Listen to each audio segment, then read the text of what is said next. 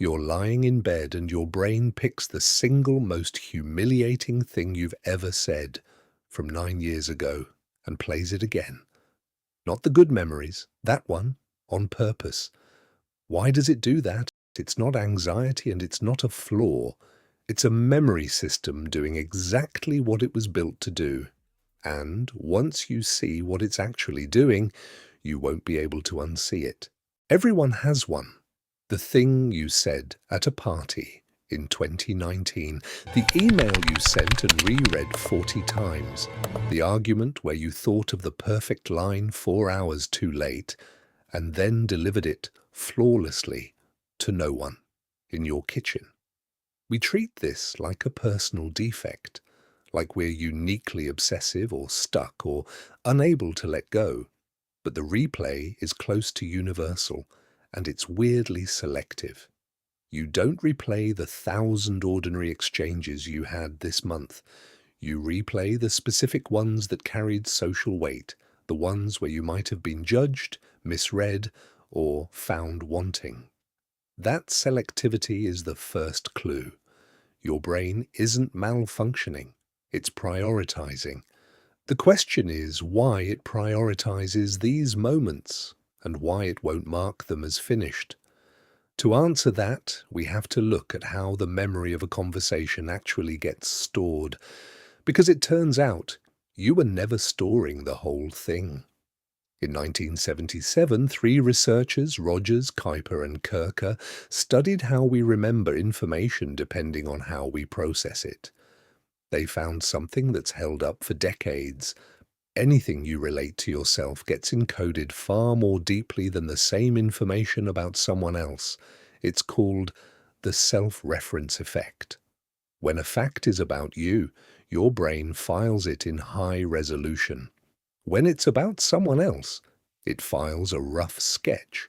Now apply that to a conversation, your own words, what you said, how you think it sounded, what you wish you'd said instead. Those go into deep storage, vivid, permanent feeling, fully indexed. But the other person's words, their tone, their real expression, what they actually meant, those got the rough sketch, a blurry outline. So when you replay the conversation later, you are not replaying the conversation, you're replaying your half of it in crisp, high-definition detail against a vague, low-resolution impression of theirs. And that's the trap. You're trying to work out what they thought of you, but the only data you kept in detail is your own performance. So you scan it, over and over, looking for the answer in the one half that can't contain it. The other half, the half that actually holds their reaction, was never yours to keep. You're searching a record that's missing exactly the page you need. Here's where it turns from a quirk into a loop. The psychologist Susan Nolen-Hoeksema spent her career studying what she called rumination, the tendency to turn a distressing thought over and over without resolving it. And she found something counterintuitive. The replaying feels like problem solving. It feels productive, like if you just run it one more time, you'll finally understand what happened. But it isn't solving anything. Because, as we just saw, the information that would resolve it isn't in the recording. You can replay your half 1,000 times, and you will never recover their half, because you never stored it in detail. The search can't complete, so the loop doesn't close. That's the mechanism.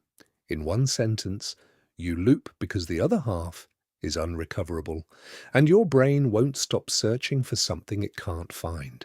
And every time you run it, you are not reviewing the original anymore. You're reviewing your last replay, a copy of a copy, each one warped a little further toward whatever you feared. The version you're now cringing at may be several edits removed from what actually happened. You're not haunted by the conversation. You're haunted by your latest draft of it. So why would a brain be built to do something this uncomfortable and this useless? That's the part most explanations skip. And it's where it gets interesting. One leading explanation comes from evolutionary psychology, and I want to be careful here. This is a well-supported interpretation, not a settled fact like the studies we just covered, but it's compelling. For almost all of human history, you lived your entire life inside a small group, a few dozen people, the same faces, for decades. In that world, your survival depended on your standing in the group. A social misstep wasn't just awkward, it was dangerous. Being misread, losing status, being pushed to the edge of the group, these had real consequences. So a mind that obsessively reviewed its social interactions, hunting for errors to correct before they cost you, would have been a mind that survived. That system is still running, but the world it was built for is gone. You don't live among 40 people for life. The stranger you embarrassed yourself in front of will never think of you again. The stakes that made the replay worth it have vanished, but the machinery hasn't.